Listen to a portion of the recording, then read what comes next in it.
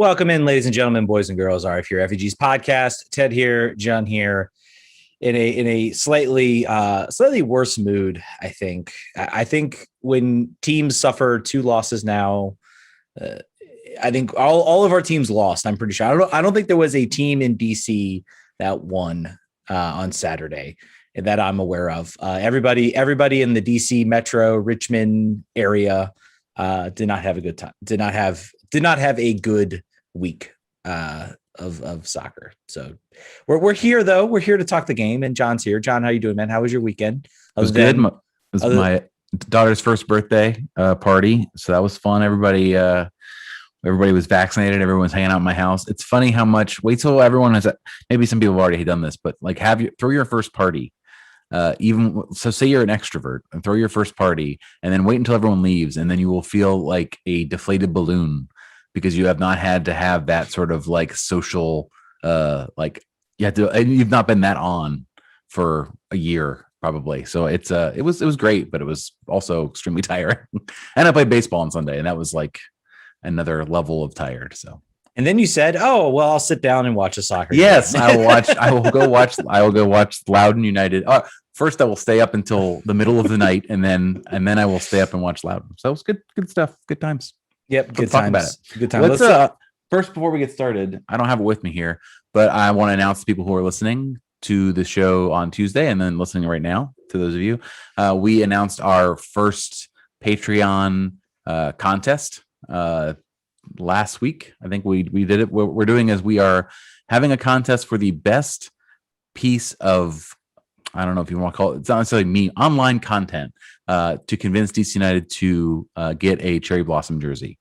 It can be a meme, it can be a graphic, it could be a poem, it could be whatever you want it to be. Basically, if you are a Patreon subscriber to the show at the $5 tier, either now or if you join in this month, you're eligible to win a DC United Cherry Blossom scarf, which is great, particularly if you don't live close by to the stadium and can't go drive and get one. The only way to get one is, I guess, this contest. There's no other possible way. This is it. There's nothing else. So that's what we're doing. We'll have a post up. It's already on our Patreon page itself, visible to everybody. We'll share it again this week so everybody can take a look at that. And now let's talk soccer games. Let's talk about this team as I'm trying to get into the Restream chat, which is not working very well. But yeah, let's dive right into this game. This is we talked about how exciting, how interesting it is to talk about DC right now, and here we are at week 3, and I feel like maybe we're kind of running out of things to talk about. I don't know if the panic button is setting in. I don't think we're hitting any sort of panic button, but I mean this was not a good game. DC won the stats. They won the expected goals. They had 1.7 expected goals. I'm pretty sure that's the highest they've had all season. Offense looks out of sync. Defense does their best. I don't know if you directly fault them for any goals or just, lack of pressure. There were some players that didn't have good games. But I mean, overall, it's kind of it's the same as it ever was with this team. From week 1 to week 3, I don't know if there's really anything really different you can pull from this team. Do you feel the same, John, or do you have any different opinions? I don't know. I feel like it's very hard to draw conclusions right now. I mean, overall, like you said, we're not hitting the panic button, but I think even beyond that, it's hard to draw sort of consistent narratives between these games. They all were bad for different reasons. Mm-hmm. This game frustrated me a lot in the first half because the attacking three looked like they had never met before. And of course, the problem with that is that they have all played with each other before extensively. Mm-hmm. So normally your excuse is, we have new players. We've got to get them into the system. These guys all know each other. And you would think that they had just met because anytime anyone would make a run, they would hold the ball. And anytime they would play the ball through, the other players would just be standing flat footed. And this happened over and over and over and over again in the first half. That I understand that the system dictates some of that, but also soccer is an improvisational game in a lot of ways. And they just don't read each other, and you have to. Otherwise, it's not like other sports. There's not a set play through open play. You're not going to call formation 7 with the ball. Like you have to be able to look at the guy and know what he's going to do. And boy, they didn't. I think there's some very clear compatibility issues between the front three. If we're talking Flores, Assad, and Sorga, I think it does seem to me. I think Assad and Sorga are down here, and Flores is at sort of an elevated level as far as what he wants to do with the ball. I saw again. I think everybody kind of came in frustrated with the front three. I think some people like almost wanted to just say, almost wanted to rag on all three of them. I think maybe you and me, maybe you, I'm not sure. I think I checked with you during chat, and maybe you're in the same boat. I feel like we're all giving Edison Flores a little bit of slack. He continues to do things on the field that I think are worth looking at. And I think he had a couple plays where I'm like, there's a couple connections there he's making. And it seems to me maybe he's thinking at a higher level than Yamil Assad and Eric Sorga. And if we get a player that can get on his level or can at least interpret him a little bit better, maybe we have something here with him. I thought he looked the best of the three. If we're talking about, no one in a 4-1 loss has a good game. But of the best of the three, I think Edison Flores is there. And I think, Eric Sorga has now had every opportunity to stamp his place and say, nope, I'm the starter of this team. And you have a 17-year-old for San Jose that literally made him look silly. Particularly when you have a wide open goal and somehow you play the absolute weakest shot you can possibly make to that open goal, and it doesn't go in. If I'm Hernan Losada and Roberto's healthy, I think if Roberto's healthy, he's starting this game over Sorga. But I think at this point now, it's painfully obvious. Sorga had probably his best opportunity he's had all year, and he wasn't able to put it in the net. I know there is a Sorga contention out there. I think they were all fairly quiet after this game, and I think even some are like, we need to look for other options, whether it's Kamara, whether it's Jordi Reyna, whether it's Roberto. We need something else out here. And and most importantly, this game, this is going to be a theme. We need healthy bodies. Yeah. Most we important need healthy thing, bodies. Probably. I think to close off on Edison Flores, I think that his physical fitness is covering for some other elements right now. I think if you had 10 Edison Flores on the field, you're in business. Like, I think that is if he can play the way that Hernan Losada wants him to play. Mm-hmm. He could do that for 90 minutes. And I don't know if anybody else can. Yeah. I think that he is, he does not seem to me, and through very short, not as small of a sample size as before, but growing a little bit, he does not seem to me like a game breaker. He seems to me like a really good, a very good role player on a good team. Mm-hmm. Like if he seems like a piece you got to have to win. He does not seem like a piece that can make a bad team good. I do not see that in him, and I will be glad to be wrong as the season progresses. And he sort of, like, your threshold always is, does he make the players around him better? And I think that's a fair threshold. And I don't, the way he has played so far, that I don't see that. I just see him being, if he has good talent around him, he's steady and he's reliable, and that's what you need to be good. I don't know. That's what the thing that came away from this game and the previous game. I was thinking about other teams around the league and sort of players that are, staples of teams that if you pulled them out and put them somewhere else, they wouldn't make an impact, but they also would lose without that player. That's just sort of, I thought of Ozzie Alonso of the old Seattle days. Obviously, he got old and they moved him on, but he was a player who made their midfield work.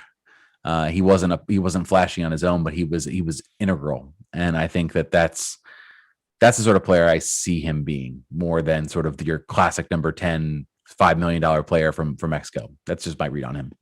Yeah, and I'm not ready to write off that he doesn't have that potential to be that. I think he can be, if he can become a very solid player, and we find players that he can work with, and he can support those players, he can work well with that team. Then I think you still may have something. I will say that the Federico Higuaíns, yes, there's still the Zalarians, the Reynosos of the world in MLS, that is. But there is a contention that a lot of MLS teams are not over reliant on one player like they used to be. LAFC has Vela, but they're still able to go out there and play well without him. So the notion of the sort of single, it can make a difference if you find that right player who can sort of elevate that team. But I say it's not the only path of success. No, I think the challenge is more that he's a $5 million player on a team that doesn't spend money. So he's your all-time true most you've ever spent, and he's a player that is not noticeably making the players around him better. True. And he's healthy now. So that's, I think, what the commenters here are saying about that, sort of like it's the return on investment, not necessarily the player himself. I think that's generally fair. I will say he gets some comparisons to Acosta, and I think that is a little bit unfair to him. And it's also unfair of who Acosta had around him when he had his biggest success, and what Flores has around him. And that I think everybody is kind of looking at him through Acosta colored glasses in a sense. How much did Acosta cost? $1 million, correct? Right. Yeah. So that's the only thing. I think that when it's not fair. It happens in sports all the time. Yeah. Where you're judged on your price tag that you came in on. Whether you're a first round draft pick or they traded away the best player for you or whatever it is, like that's just the way it goes with fan expectations. You've got to deliver on the things that are outside of your control. We'll see though. We need him to be good. So we certainly don't want him to be bad or not performing to the levels that we're hoping, but he's not the problem with this team. He's probably the best player on the field right now. So that's probably we can back off him a little bit and talk about the rest of the team. And there's still, like I said, this team needs, I think, get some different players around him, get an Areola around him. Maybe one of these strikers can work out, Robertha, Kamara. Maybe we can find something here. I'm not ready. I think a lot of us who are maybe Flores apologists are in the sense of, let's see what, he's healthy now, which I think he wasn't in 2020. He's shown, I feel each game he's getting he's showing me a little bit more, enough that I'm intrigued. And I want to see more. And I want to see maybe with some different lineups. Lineups that will be created when we have more than 15 healthy bodies. As soon as we have some real options around us, we'll actually get to see some different lineups. I'm excited for that personally. Yeah. So let's talk about the rest of the field. Let's go to the back. Let's go to Mr. Chris Seitz. Chris Seitz had a rough day in a lot of ways. The first goal, he was also memed. Maybe the worst thing about him is that he got memed. Yeah, he got memed. He got memed on the Jackson goal. Let's talk about the Jackson goal because I feel like that goal was particularly unfair to him. I think they showed a behind the goal cam of that. I don't know what goalkeeper you are. There are probably maybe some goalkeepers where if they're quick enough and they guess kind of right on where the shot is, maybe they make a save, maybe they'll get a palm to it. But if you're most goalkeepers in the world, you're not stopping that. That was a really nice goal from Jackson Mule. I think he was unfairly panned on that. Now the Cade Cowell goal, the run, people in the stadium say the angle doesn't do it justice. The fact of the matter is that there's the old adage of goalkeeping is you don't get beat to your near post. No matter how good the shot is, you don't get beat to your near post, and he got beat to his near post on that shot. So I think that's a better argument for maybe he stops that. I'm also, as we're talking right now, watching the goal that we conceded in 57 seconds. That was not great for a number of reasons. It starts off, the move starts off with a turnover in San Jose's side with Gressel just fooling around. They get no pressure. I think it's like a 6 or 7 pass buildup, no pressure on the ball. Chris Seitz gets no push off at all on the save. And then the team is behind in 57 seconds, which is frustrating for DC United fans more than most, because that is a chronic problem. Now that has spanned 2 coaches, multiple years, that this team is not turned on from the get-go and it just falls asleep and doesn't, I think if you said anything about I don't know, I want to say the Chad Ashton regime, but there were times when the first 15 minutes were like hell for leather, pressure, like you were going to get tired out and not probably win, but at least you didn't concede in the first 5-10 minutes. Yeah. And this was you're behind the eight ball on the road, shorthanded. You concede in the first minute. You're already kind of cooked. Yeah, and I will say from the get go, this team, Moses Nyman, I don't think had a bad game. I think he was okay. In a lot of ways. I think the first, I'd say about 20, 30 minutes, he was very, very rough. And then we have inside knowledge from the stadium that Losada was barking at him, and he got a little bit better. I think he improved a little bit. But this team really missed Russell Canals out there. I think more than ever, his ability to perpetuate the press, to go after the ball, to really play Losada style. He has been one of the more impressive players. I want to stop saying, Rudy, you need a new sound effect, my friend, by the way. Just want to say that. All right, moving on. Cade, just one more piece on the Cade Cowell goal. You don't want Fred Brillant in a foot race on the outside. So any defensive system that does not provide Brillant cover where he's one-on-one running against a 17-year-old kid, that's we got to watch that. We got to make sure he doesn't get isolated like that, because that's just not fair to anybody. Well, let's talk about the defense a little bit. You have Fred Brillant, Tony Alfaro, and goal scorer Tony Alfaro, and Brendan Heinzike, also goal scorer.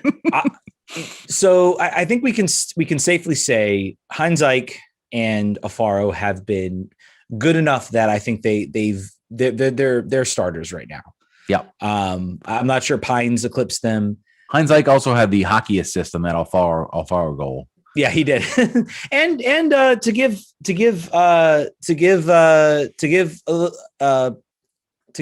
Flores credit, he had the key pass on that from the set place. And Yamil had the NBA style box out that enabled the goal to be scored. So Yamil takes it down off his chest and then provides a little bit of space for, again, Tony Alfaro, the guy that I said was just a guy who has played very decently well, and then now he's even scored a goal. So that was the brief moment of light that we had here in the first half, and then it just didn't really get any better. Yeah. The brief goal of light again. Another set piece goal from a defender. Classic. This is why we drew it up. Yeah, this is what this team is. But so, I mean, so we got Birnbaum coming back in June. We got Pines supposedly coming back. Any of those players do you see eclipsing? I mean, maybe Birnbaum when he's healthy, maybe he challenges for that spot. But I mean, we talked a lot about Donovan Pines being an important player. Right now, I'm not so sure Pines steps in. I think maybe he makes a substitute appearance. Maybe he gets a spot start to give one of these guys a break. But I don't know. I don't know if you see Donovan Pines step in like we maybe thought he would at the beginning of the year. I think we all thought Tony Alfaro was going to be the guy on the bench, but right now he has proved himself to be a starter on this team. Yeah, I think that we're likely to see Alfaro have a clunker at some point here. I think whenever a player far exceeds the back of his statistics that he's played over the time. Something to look for. This is he's having a good run of form.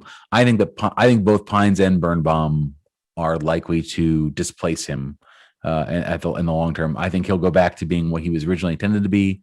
A good rotational option, depth for these situations when you have injury crises, which we have the biggest one in human history, and we'll talk about that a little bit more in a minute, but we'll talk about some of Losada's post game comments. Yes, that is what I allude.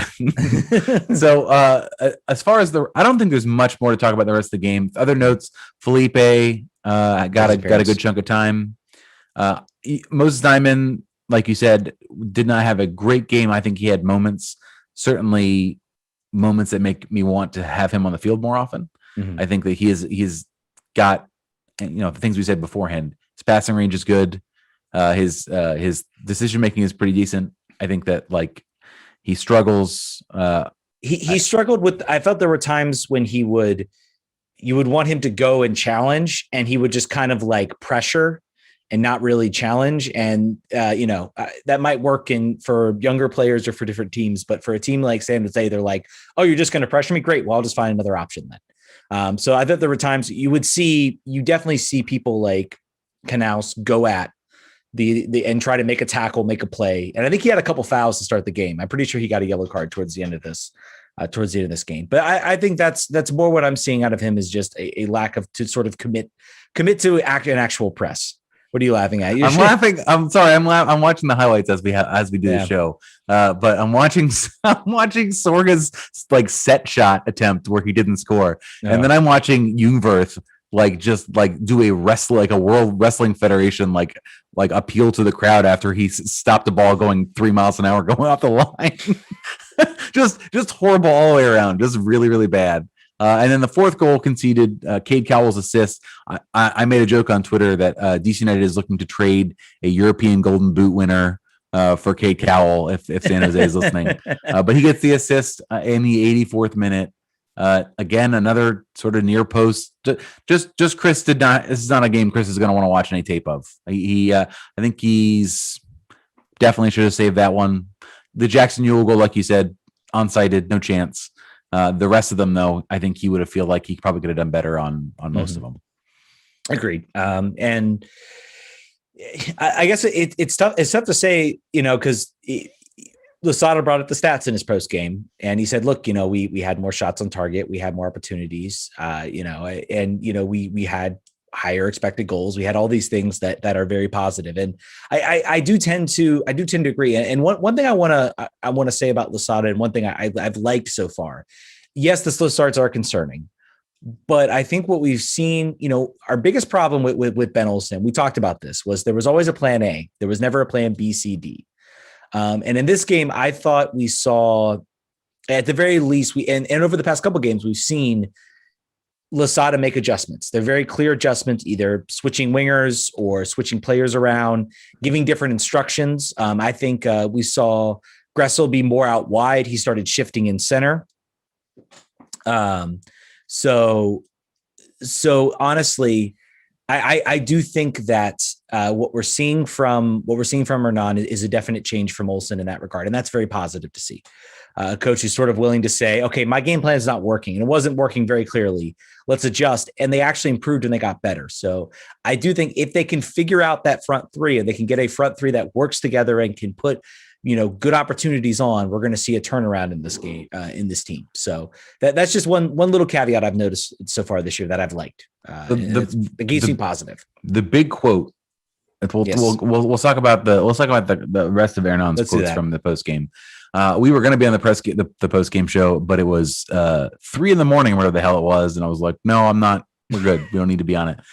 But basically, when I asked sort of about the fact that, hey, dude, you don't got no players. Where are all your players at, man? He said, I told you before the game this group was not fit enough. They came back from 4 months off season, totally unfit. Many were overweight. Nobody had control over what the players were doing in those 4 months, and some of them are paying the price. So that's not subtle about what he feels about where the players came back to him. I think our producer was talking about sort of the Zillow pictures versus the actual condition of the house when he arrived were not the same. This is the part that I thought was the most interesting. He said, when I asked about the fact that it appears that you're running your players into the ground, what's going on? He said, I'm not planning to change the way we are training or the way we are working. All the departments need to change and need to adapt to our way of work, not the other way around. I guess DC United hired me to make a change and not to keep doing the things we've been doing the last 10 years. So there's a man who's not mincing words. And Ben also heard that quote and was like, oh, come on, man. Yeah, he flicked him off. He's like, oh, I'm sorry. I'm sorry, Hernan. Yeah. We'll talk about Ben Olsen's appearance on a podcast here in a little bit. I don't know if you had a chance to listen to it. Unfortunately, I have not had a chance to listen. I'll give you the high notes. But overall, man, what are your thoughts on sort of his direct honesty here? So I listened to the whole. I'm going to defend Hernan a little bit in this scenario. Did Goff chop him up a little bit here, a little bit too much? I think so. Here's what I think. I think Hernan, that came out. That answer seemed to me when you actually listen to the comment, came out a little bit of a frustration over the question, because I think he is honestly tired of hearing about this. And to his credit, we did learn that Canales' injury was due to a second COVID vaccination. He was not feeling 100%, and Hernan was like, just stay home. which, it's not anything to do with how Hernan's running players in the ground. It's that the second COVID vaccination sucks. I had it. It did not make the next day. I felt pretty bad. We can argue about whether they should be getting it, right before a game or maybe give themselves a couple days. Either way, I think that was the idea. We're also learning. We learned from Paul Arriola and sort of a lot of other players about how the judging of whether a player is fit or not, Hernan is assessing a higher standard. And I think that's because he knows the system he's trying to implement. He says, I need you to be 100% fit because it does me no good to get you 80% of the way there and then have you play this really high pressing system, work you in training, and then you're back injured again and you're gone the 2 weeks. I'd rather take those 2 weeks, get you 100% fit, make sure you're good to go. So I actually agree with when you're trying to do this very much a revolution, this is actually a pretty good thing for like a player's future and for ensuring players' health. I think the question he got annoyed at the question because he's been asked about it.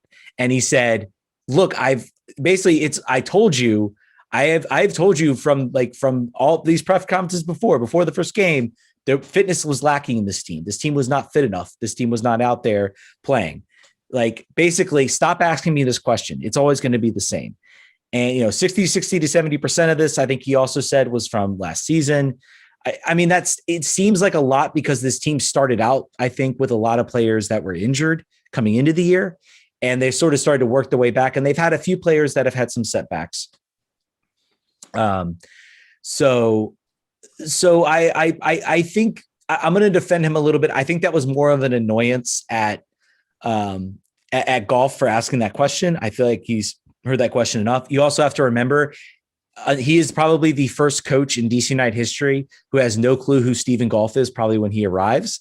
So Stephen Golf, I think, took a little bit of an advantage. Was it his question or just it was his question. It was absolutely Stephen Golf's question. I heard the press conference. Okay. So and Golf, to his credit, ran with it because he's a journalist. He's been doing this for a long time. And I'm not at all saying that Stephen Golf is, a tabloid journalist trying to ask gotcha questions. No. But when he asked that question and got that response, he knew what his story was going to be. Sure. Well, hey, you got to find something to write an interesting article after that game. So I think maybe we're making more that we've heard from players, from Felipe, from Brendan. When I asked Brendan Hines-Ike about the fitness, he said, this is the way the modern football is. I think there are, I feel like I know that the media coverage of DC is different. We don't usually hear about things that happen in the locker room.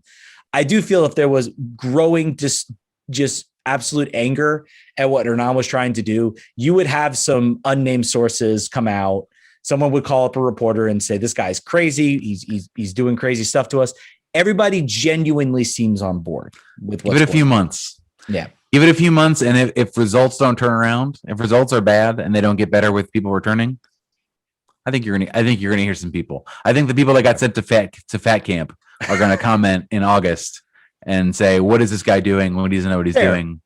But for right now, we're not hearing those things. We're not. So, yeah, it's not. I just thought it was interesting. The other department, all the departments need to change, need to adapt, not the other way around. That to me also says about player recruitment. That to me says you need to bring me players that are self-disciplined enough that in the offseason, if they're not given a work plan, they're not going to come back to training camp out of weight or out of shape. I think that there are players that are on Hernan's S list now. I don't know what kind of grudges he holds, but if he is, I think of Mourinho. I think if you make a mistake with Mourinho one time, you're done. You're just done. It's over for you, Danny Rose. It's over for you, Dele Alli. If you came back to camp and you were fat and you were not ready to work, buddy, I don't know if you don't have a long-term guaranteed contract. I don't know that you'll be back next year. I think that this year is about, I think someone said it on the Discord. This may be a fitness year. This may be a figure out who can run and who has the body and the discipline to be able to make it through a full season of this, rather than talking about, challenging for things. We'll see. That's just that's 3 games. That's 3 games in with 1 win talking. Yeah. We'll see. I mean, like I said, we all were thinking at the beginning of the year that Cincinnati was going to run away with the league. Like, that was what everybody was saying. Oh, wow, look at the great game they played. Look how great Acosta had. He gets injured, and they have now been pantsed in 2 straight games. Not a good run for them. So another way to say it is, you have other teams that are in way worse straits right now than DC. Minnesota, Cincinnati, like Minnesota, especially. Everybody had them as like, oh, they got Renault, so they're going to be great. And they have lost 3 straight games, and they have looked not good doing it. So again, it's early goes in the season for this team. So I want to see some more players. I want to see some healthy bodies that are different than the healthy bodies that we have, particularly in the attack, before we can really start drawing some serious conclusions about where this team is headed. Where this team is headed. All right. Any other thoughts you want to have on the game? Any other? No, I mean, I think that this is we have historically done pretty well against San Jose. I think on the road early in the season was always going to be a hard ask. I think this next game is going to be a hard ask. I think you're looking at potentially having 3 points through 4 games after this game in Columbus. You do have Columbus playing in the Champions League. The big story is that Zelarayan is going to be out for that game. He picked up a yellow card. He'll be out for the Champions League game, so he will be healthy, which is not a good thing. They could probably beat us with or without him on Thursday. I think based on the way the season they start. I think their first game was a little bit rough, but I think they're starting to pick back up on their normal. The fact that they won the league last year is starting to show. Quality is showing. And we'll be curious to see who comes out, who comes back healthy next week. That's going to be the question: is who's back and who else can we get a look at, maybe for this season. So I think players that are potentially getting close. No, there's no knowing. I was looking quickly through. MLSsoccer.com/injuries. The injury report on MLS Soccer is no bueno. Knaus will be back. His was a vaccine reaction, so he'll be back. There's no reason he won't be back.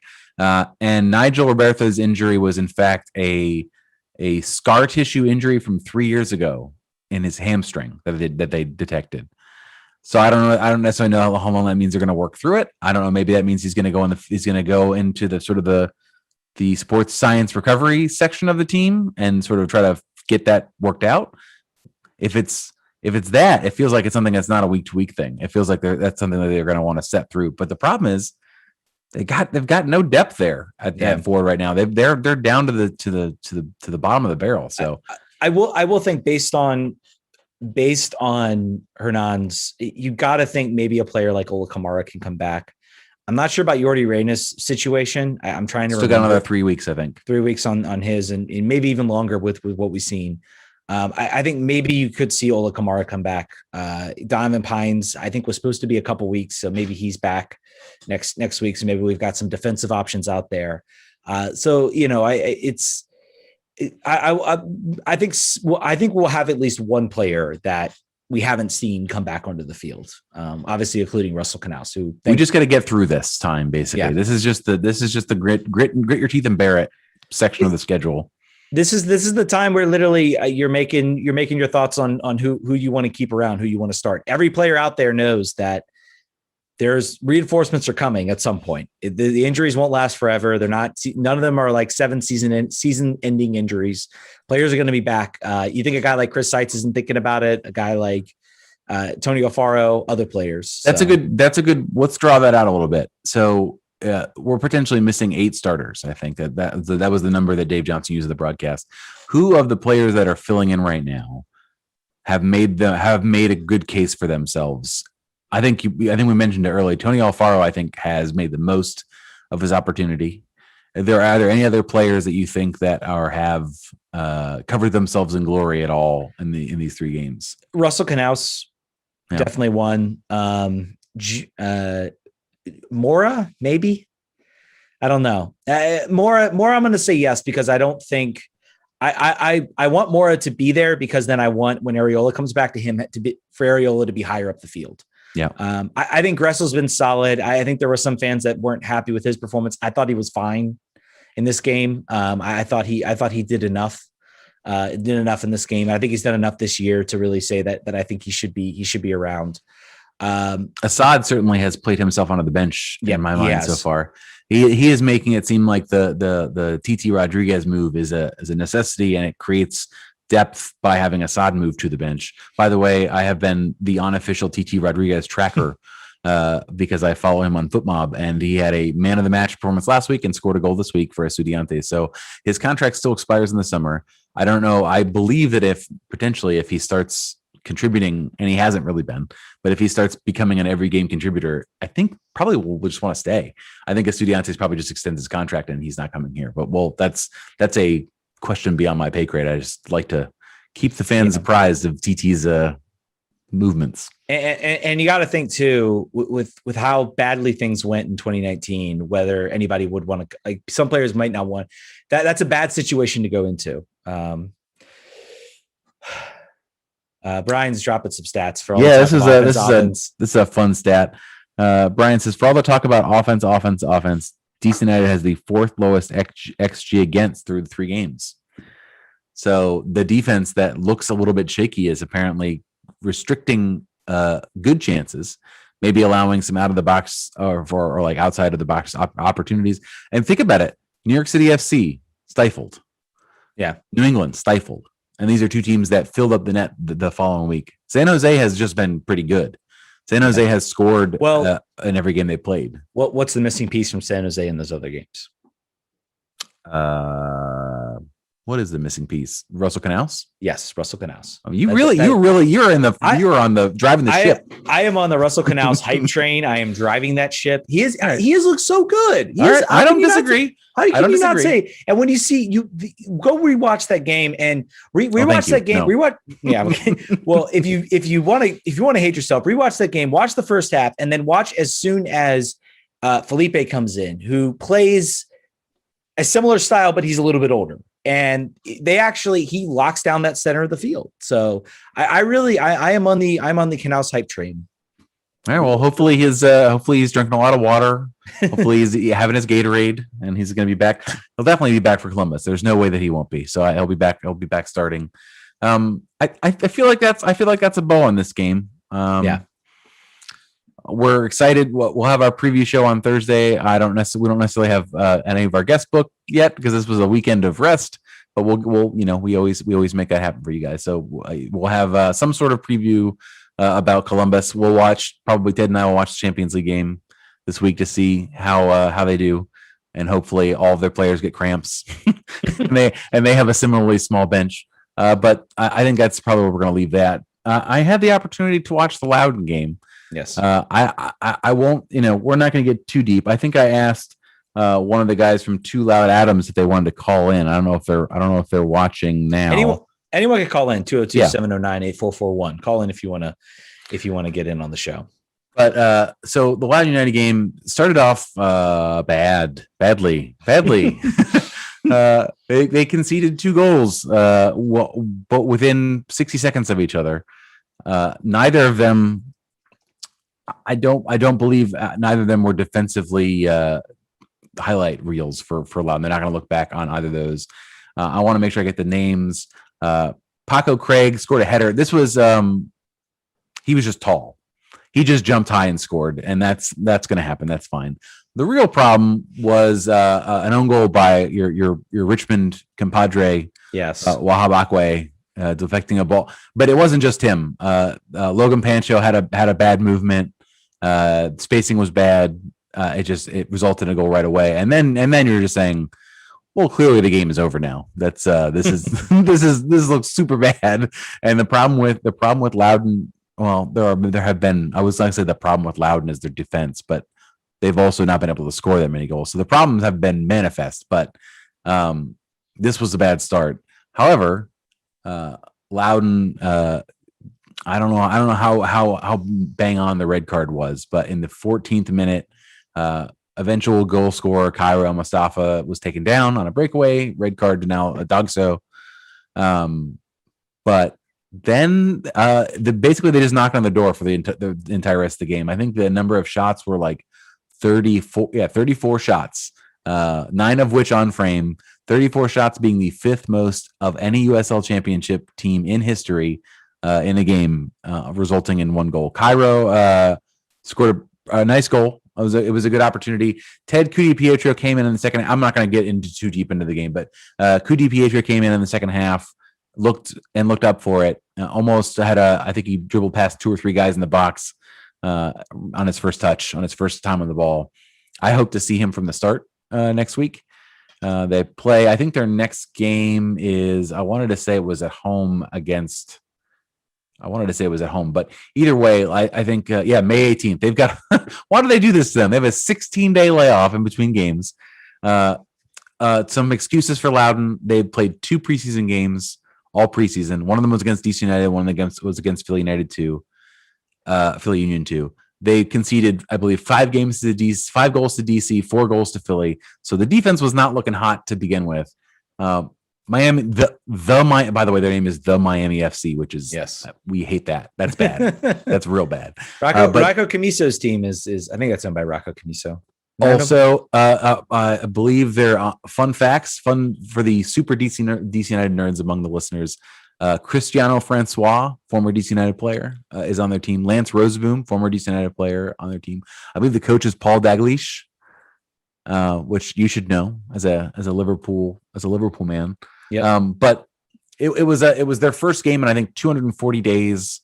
First official game that counted. They ended their season early last year due to COVID. It's gonna. I don't want to go and say it's going to be a tough year. I think that their offense showed with a man advantage in the second half on some creative ideas. I think they were doing a lot more to get the ball wide. Logan Pancho had, other than the mistake, had a pretty decent game, I thought. Mm-hmm. So watch it. They're not. I don't believe that they're shorthanded. I don't know how many players from DC, were they not making up the numbers for the bench at United, would be down there. Johnny Bolivar, who was loaned to Loudoun last week, played. I don't know if he played 90 minutes. Played about 70 minutes. Not impressed so far. First half, certainly. I mean, the scouting report on him was not ready for DC United, not ready for prime time, based on a very small sample size. That is correct. Darluis Paz, I believe, the only player who did not. That wasn't a goal. He did not get in the game. A winger that people are excited to see. So that's your Loudoun United update. The hilarious part about is that I had totally forgotten the Miami FC existed until I saw them on Loudoun United's roster, because I assumed that they had dropped out because of Inter Miami. Were they what league were they in before? So they have a story, and they are owned by Ricardo Silva, Ricardo Silva actually, they play at Ricardo Silva Stadium. Because good to be rich, man. Which is the home stadium of the Florida International, I think that is FIU football team. Florida International University football team. So they co-own that stadium, but Ricardo Silva paid for it. This is the guy, by the way, who showed up and said he wanted to buy the rights to MLS TV with, I think it was for $3 billion or something like that, or pay a ridiculous amount of money for it, but wanted them to implement promotion and relegation. That was his idea. And MLS said, nope, sorry. We can't talk about this right now. I'm going to stop you right there. So that's the story. And they're still there. I guess Ricardo Silva still is using up his money on that team playing in Miami. So, they started the team in Miami, played in the NASL. They, along with Rocco Camiso, were kind of the reasons that league fell apart, because they wanted to kind of challenge MLS. They wanted to be this big league, and ultimately it all kind of fell apart. And then now he's playing. To be fair, Healy still owns the team, and now he's in the USL Championship, which is the most hilarious part about it, is that he railed against the franchise system, wanted Pro Rel, and then he didn't have a league for his team to play with. I think they tried to do MPSL or something like that, and he's like, I'm just going to go to the USL. I'm just going to go ahead and here's the money. Let's keep my team going. So funny story there. American soccer is nothing but weird. That's certainly true. So plenty of ill-fated leagues and reason. I always think of as Rio OKC with the rolled up turf. And now we got Queensboro FC down in Queens, and they're going to have they will have the first soccer specific stadium in New York, 7,000 seats. They already have the deal and everything. So, and NYCFC is still playing at Yankee Stadium. So, all fun things there in American soccer. The only reason that I'm mad the Open Cup's canceled is because we don't get like Miami FC versus Inter Miami. I think that would be a fun matchup, fun local. Christos FC versus the Miami FC. That's true. They're in League Two, I think now. They right? are. Yeah, they moved up to League Two. So for those of you who do not remember, they were a team that got ahead of DC United in the U.S. Open Cup. They held a brief lead. I was at that game. Yes, at the Plex. They eventually did not win. However, that's not the exciting part of the story. That was just a really cool. I think they got on Sports Center. It was a whole thing. But now they're in League Two. Yep. Man, I'm so sad the Open Cup's not coming back. Next year it'll be great. Next year back, and it'll be full. I don't think we really like touched on like the whole falling of the Open Cup. And go ahead. I did want to say I'm sad it's gone, but I'm kind of relieved because this was not an Open Cup in the true sense. So, yeah. We would not have qualified through 3 games. Yeah, we would not have. So our prediction. I was thinking about it. Like I was like, oh man, we might after the first game. Oh man, we could do this. Like hey, maybe we get a point out of New England, and then maybe we get another point out, or we beat San Jose, and hey, maybe we're in the Open Cup or the Closed Cup or whatever we want to call it. So I have to wait for next year. Where everyone's in it, then we'll just by default get a game. Yeah. All right. Next, we're going to talk Richmond Kickers. No, sorry, we're not going to do that. Give them 30 seconds on the Kickers. Let the people know.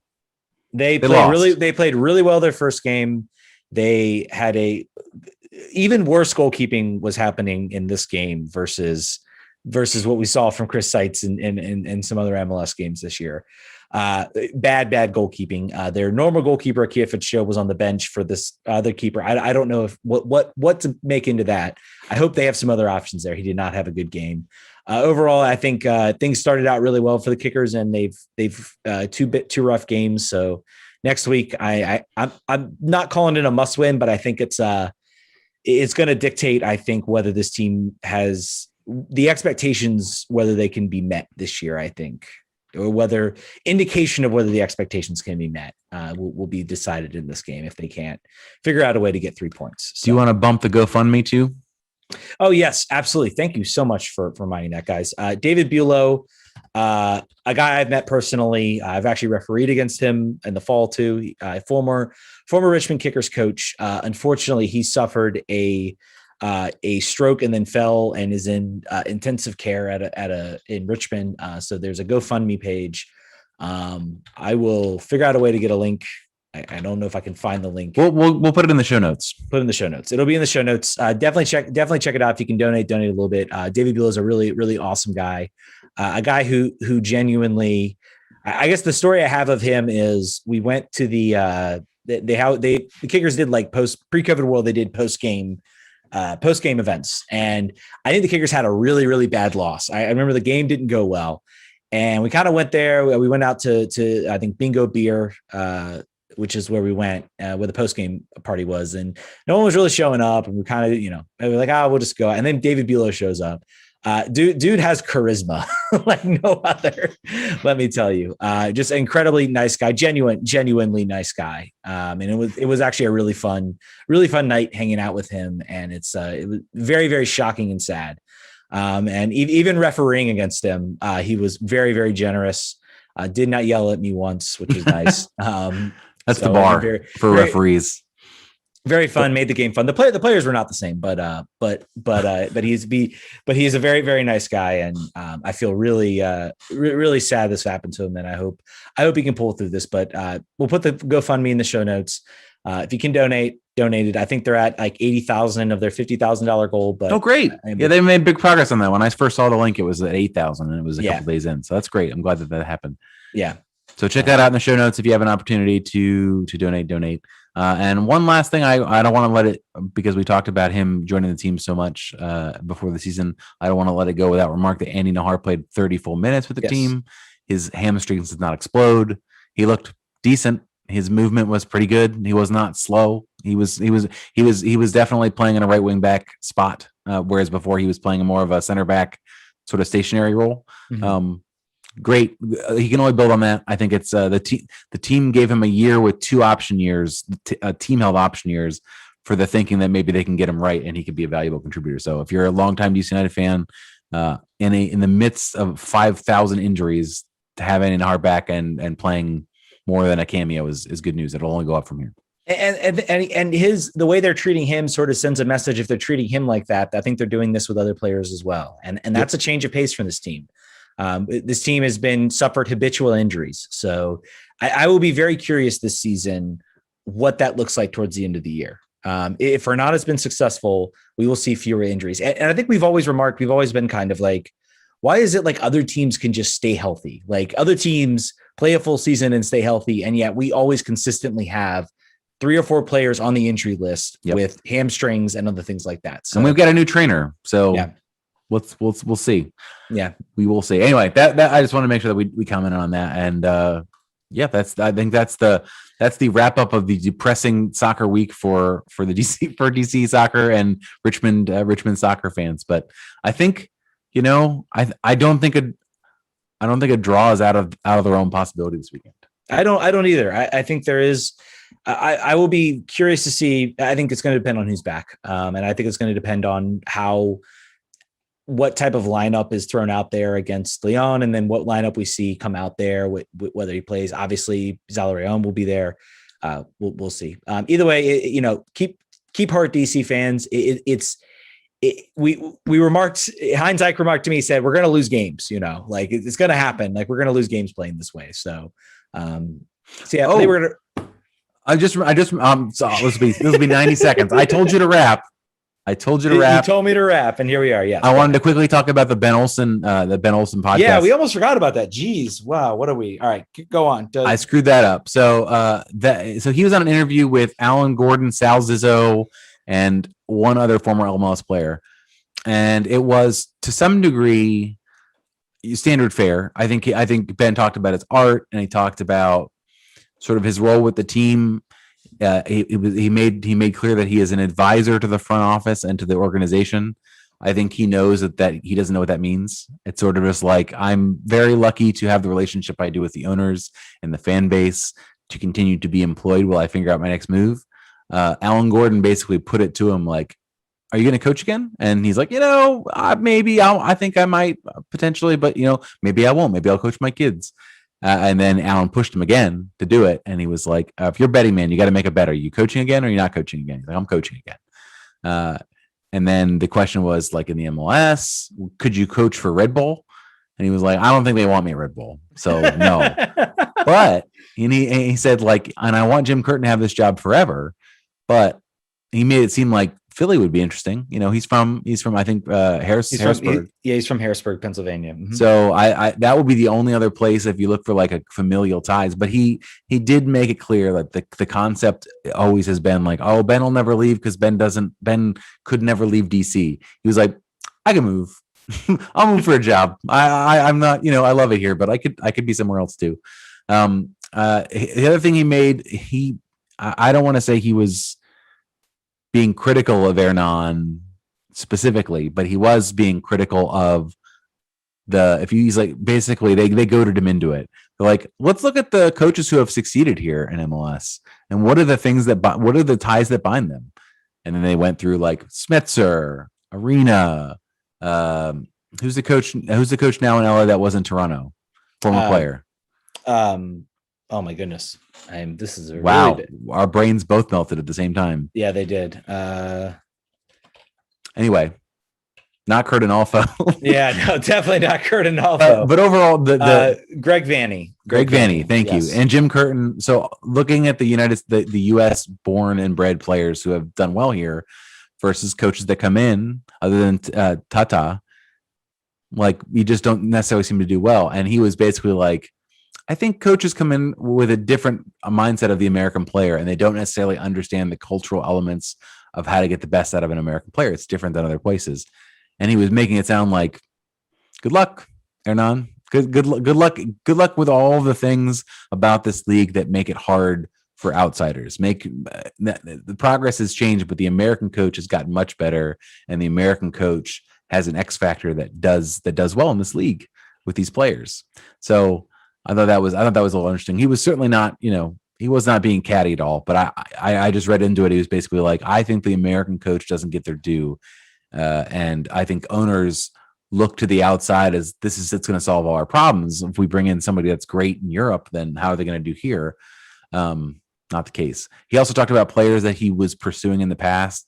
Diego Forlan, they've apparently went after many, many times. He talked about the Varane, the deal that wasn't, but it's a really good interview. Check it out. Did he talk anything about Rooney? Did he talk about? He did. He said that Rooney was, Alan, I think it was Gordon again, asked him like sort of, what can you tell us about him? Was he tough to handle? Was he blah, blah, blah? And Ben said like, no one's easy to handle. Like no one has, there's never a situation where you don't have some problems with the player. But I think he said, as superstars go, I don't think he could have been any easier.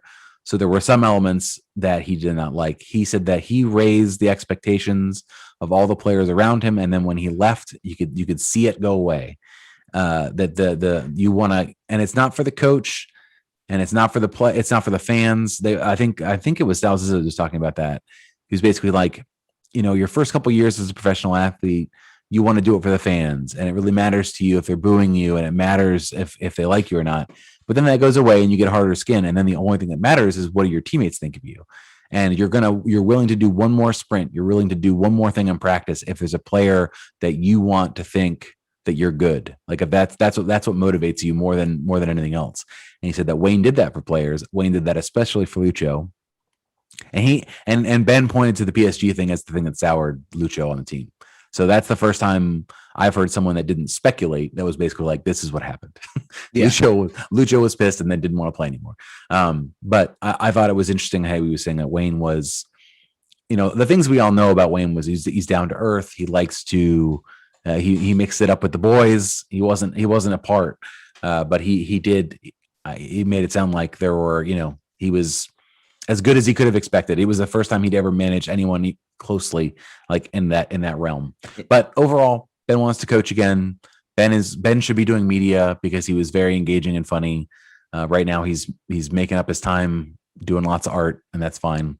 And then hanging out with, I think it was Mark Ingram at the home opener of the New Orleans Saints. So they've got him doing whatever they've got him doing. But I think you're going to see him coaching probably next year. We might bet. I would say that might be a safe bet. I could see another. I mean, if Kurt Onalfo could get another job and other coaches out here, Gary Smith apparently can go out and get another job in MLS.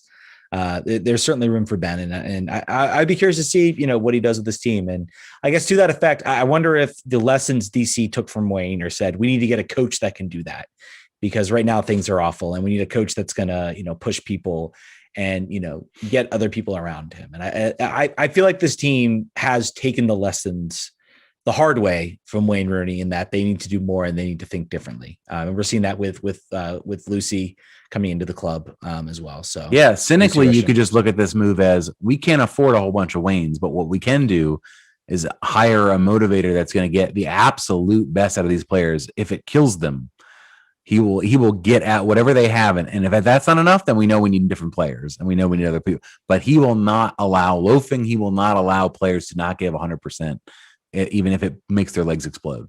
Yeah. So that's the cheaper way to do things, I guess, but we'll see if it works. We're hopeful that we continue progress is all we want to see, and some healthy bodies come back, and then we can actually start evaluating this team on its merits. Exactly. All right, folks, that's going to do it. We're for sure going to close out this show. No more. Oh, I forgot. We're done with those. We're done with this. Yeah. We'll close the book on this game. We'll get you ready for Saturday afternoon, a very different game from what we experienced. That even took me by surprise. I said, oh man, it's at 1:30. Geez, I got to figure this out. Anyway, thank you all so much for listening. You guys are all legends for listening to the podcast. Check us out, patreon.com/RQRefugees. Donate to our Patreon, donate $5, submit your entry, and try to win the scarf. So definitely do that. Thank you all again so much for listening. We'll catch you guys on Thursday. Vamos.